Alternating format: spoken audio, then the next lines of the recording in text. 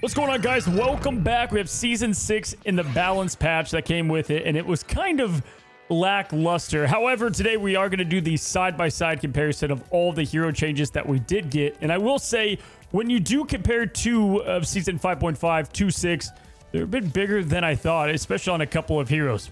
Let's dive in. All right, guys, first up is Angela. They'll be reducing her shield health from 350 down to 300. Obviously, this is going to affect her survivability a tad in certain matchups, but also her overall attack charge is going to be less because, well, you have less shield health to gain more. Captain America will have his shield throw Vibranium Energy Saw. Its cooldown go from 8 seconds down to 6 seconds. Obviously, in the example, you see 7 and 5 seconds. That's because the cooldown starts before the shield comes back to Captain America. Now, Doctor Strange, they aim to make more agile and dangerous. His Maelstrom of Madness conversion ratio of dark magic to damage is going to go from 1.2 to 1.3, which is going to be a nice change. He still can't quite eliminate 275 health heroes as it goes up to 260 damage, but particularly with a little bit of support with your duelist or whatever, and against strategists during your ultimate, it should be a bit easier to get the job done.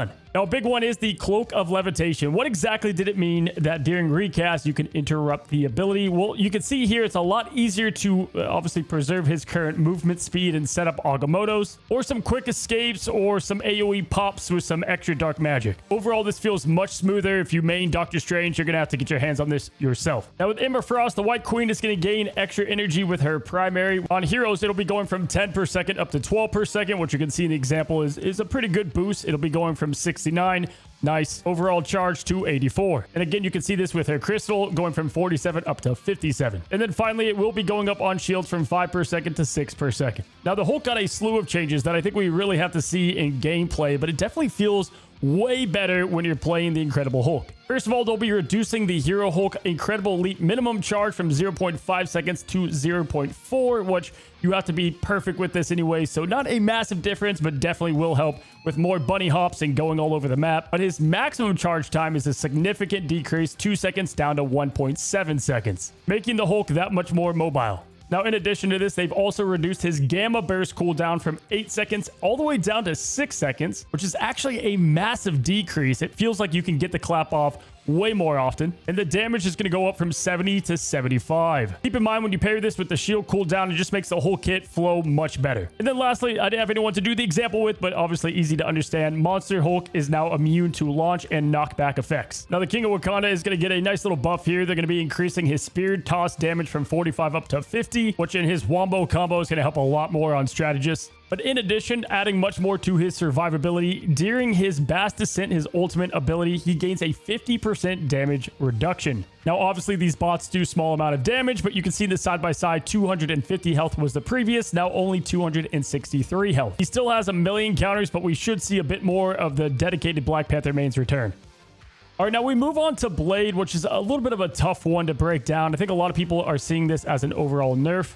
His shotgun on his dash now applies a slow effect instead of the healing reduction and does a good amount more damage, as you can see in the side-by-side. However, now when you wield his ancestral sword, his dash effect will be applying an 8% healing reduction per strike up to 32% if all of them hit, for 3 seconds. But the damage will be going down massively from 15 per hit down to 8, which you can see is obviously a significant decrease. However, in game flow, this healing reduction should help to eliminate targets that people are trying to keep alive. It's going to be very situational. We'll have to see how it all kind of works out in his kit.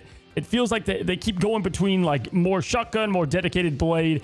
As somebody who just played Blade a ton last season, I felt like he was feeling pretty good. Keep in mind, this is only during the Blade dash damage, not his overall Blade damage. And I do think it makes it even more threatening because with healing reduction, there's really no way to cap all the way up. And he should finish you off if he's just going all out on one target. Now, with his massive shotgun increase during the dash, they've reduced his overall pellets fired from his shotgun from 12 down to 11, and the damage fall off now starts at 15 meters instead of 20, and then at 30 meters it's going to drop by 50%. This used to be a base of 40%.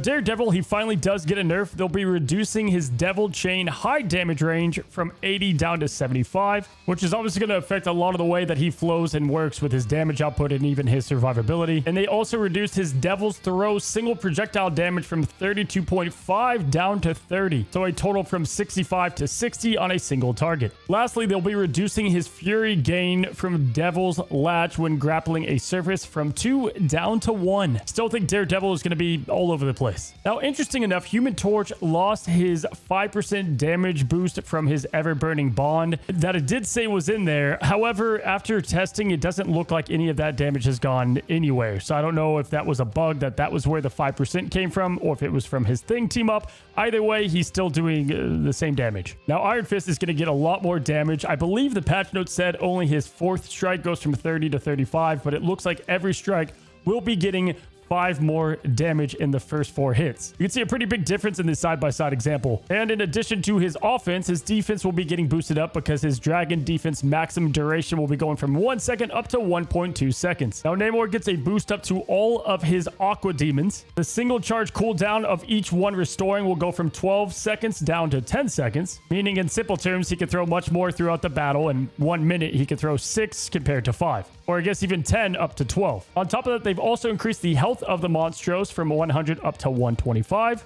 And they've also increased the damage from 17 up to 18 per hit. Lastly, they've also increased the enhanced damage from 11 to 12 with that fast fire rate. However, to compensate this, they did nerf his overall team up with Hela. They're going to be increasing the cooldown on his title dirge from 20 seconds up to 30 seconds. And then those damn undead monstros, which we all hate, the damage is going to go from 12 down to 10. And the berserk rate of these is 7 down to 6 damage. All right, we move on to Strategists, and probably one of the bigger changes is Cloak and Dagger. They've overall reduced the healing of Dagger's bubble from 55 per second down to 45 per second, but they now get a huge 1 hit of 60 healing, which you can tell is going to be much more clutch in a majority of situations. Now, on top of this, they've made major changes to her overall light force and Cloak's terror cape. Instead of being able to use one and then shift and go to the other, they now share 2 charges between the two with a 2-second cooldown of both. So if you want to put 2 light forces out, you could do that, or 2 back-to-back terror capes, which I think is a massive buff to the hero. Now, Sue Storm had a couple of changes. First of all, they'll be reducing her Guardian Shield value from 250 to 200, as you can see in the clear example. But also, the shield restoration rate after reclaiming it will go from 42 per second to 34 per second. Note that the total time has been unchanged. And then they've affected her overall survivability. She has a million tools, but now